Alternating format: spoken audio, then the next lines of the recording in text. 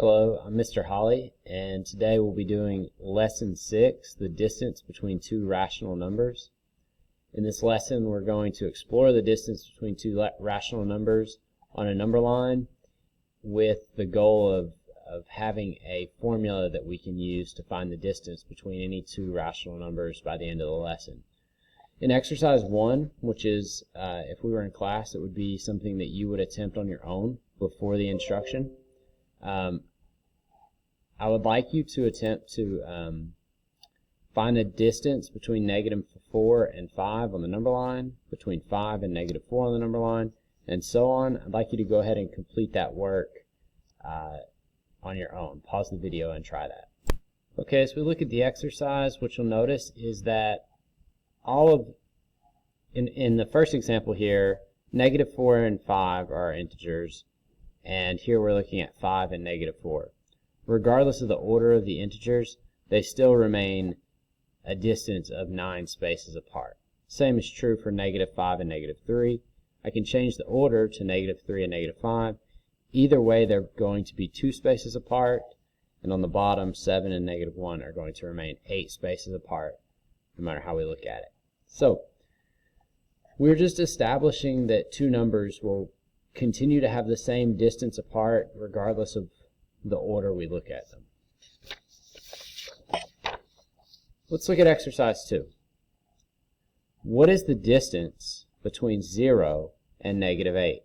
So I need to look at this on the number line, and I'm just going to, honestly, you could do bunny hops here. You could say 1, 2, 3, 4, 5, 6, 7, 8, and I know that the distance between them is -8. What you'll usually see me do is I'll just kind of make a bracket here and count the spaces. I'm sorry, the distance is not -8. The distance is 8. It is 8 spaces. 8 spaces. And what you'll see me do is just kind of draw a bracket there. It is 8 spaces away. Now, question B, what is the distance between -2 and -1.5?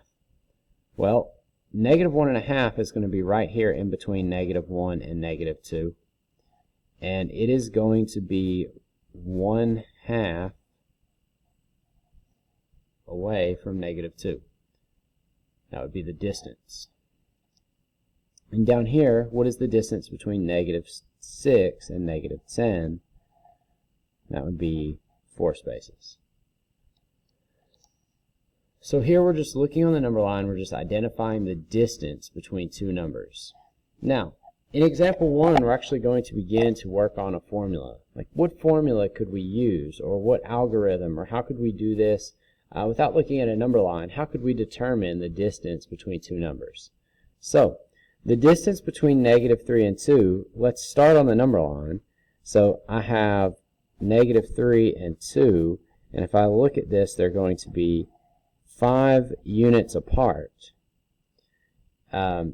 And what I can determine is that when I use a formula, I can always say that the distance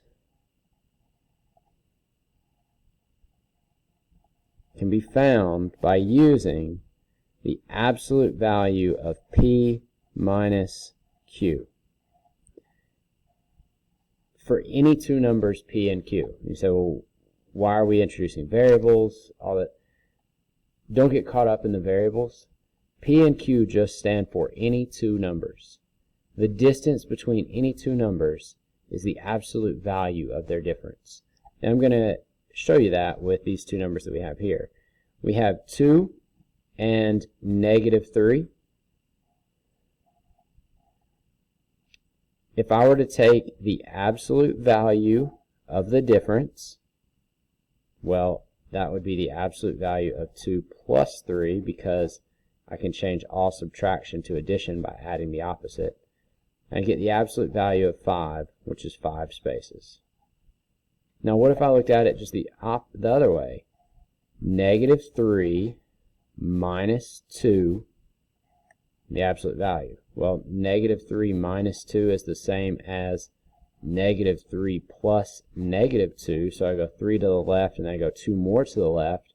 That would be the opposite of -5, which would be 5. So either way, if I find the difference, the absolute value of the difference between the two numbers, I'm always going to end up with a positive number, and it's always going to be the distance between the two numbers. That is our formula that we'll use, but we're going to look at it in several ways, and it should become very intuitive, and it should make a lot of sense to you. Okay, so here's a more real-world example. We're going to talk about change in elevation, which is something you probably referred to last year in 6th grade. In 6th grade, you probably had questions that were like, the diver is so many feet below sea level, and you would say, oh, that's a negative integer. I can represent that with, a certain negative integer. Well, here we're going to look at how do we find the difference between two integers, two different heights and elevations, and how do we look at that on a number line and with a formula. So distance is always positive. That is one thing we have to remember in this. So if I ask you the distance between two numbers, it doesn't matter which one comes first. It doesn't matter if we're going up or if we're going down. The distance is always going to be positive. Change has to do with the context, though. The change could be a positive change. It could be a negative change. We could start at a high elevation and go to a low elevation. We could start at a low elevation and go to a high elevation.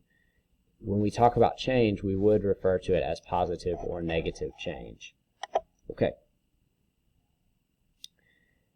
A says, a hiker starts hiking at the beginning of a trail at a point which is 200 feet below sea level. Think back to 6th grade. What integer? That would be negative 200. He hikes to a location on a trail that is 580 feet above sea level. What integer? That would be 580.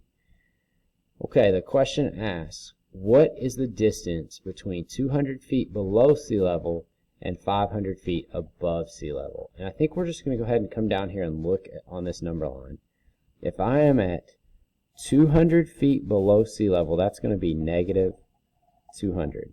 And then up here, if I'm at 580 feet above sea level, it's going to be 580 on the number line. It asks, what is the vertical distance? Well, first let's look at it just using kind of common sense. I think this is the biggest misconception that happens with this, is that someone might say the difference between them is 380. They would just subtract 580 and 200. But if we look at this, we have to see that there's no way that the distance could be less than 200 or less than 580. Because I'm going to have to travel this 200 to get back to 0, and then I'm going to have to travel an additional 580 to get up to 580. So I know that the difference between these two numbers, the distance, has to be greater than the absolute value of either number. We're going to have to go 200, and then we're also going to have to go another 580. So I could just use my model here and just add those together and say 580 plus 200 is 780. That would be appropriate if you drew the model, and that would be okay. We would like to get to the point where we're talking about this using the distance formula. So if I'm looking at it using the distance formula, we're going 200 feet below sea level to 580 feet above sea level. So it would be the absolute value of negative 200 minus 580. Negative 200 plus the opposite of 580, which is negative 580, is going to be the absolute value of negative 780. So that would be 780 is our distance. Now, part 2 asks, how do we interpret this? Well, where did we start? We started at 200 feet below sea level. We hiked to 580 above sea level. So it would be a change of positive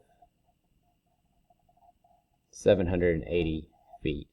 Or you could say they gained 780 feet of elevation, or it was a positive change. This number would be a positive number based on the change. Okay.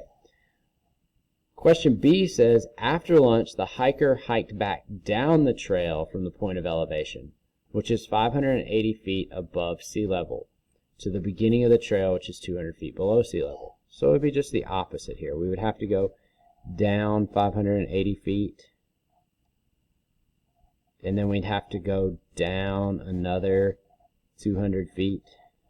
We're just talking about distance here. We're not giving these any sign because we're just looking at the distance between the numbers.